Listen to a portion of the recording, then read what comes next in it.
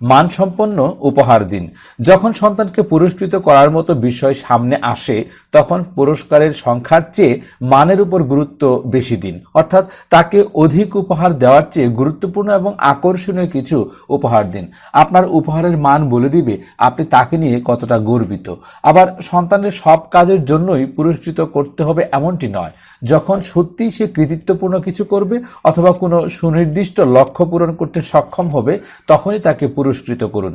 আপনার এই পুরস্কার তার আত্মবিশ্বাস এবং কর্মস্পৃহা বাড়িয়ে দিবে বহুগুণ। 6. সন্তানের কাছে সাহায্য চান। সন্তানকে দৈনন্দিন নানা কাজে শুধু সহযোগিতা করা নয়, কখনো কখনো তার কাছেও সহযোগিতা চান। এমনকি ইচ্ছে করেই তাকে আপনাকে কিছু শেখানোর সুযোগ দিন, যেমন খাবার টেবিল প্রস্তুত করতে বা বাড়ির আঙিনা পরিষ্কার রাখতে তার সহযোগিতা নিন। সন্তানকে বলুন তার সহযোগিতা ছাড়া আপনার বাড়ির সবকিছু এত সুন্দর হতো না।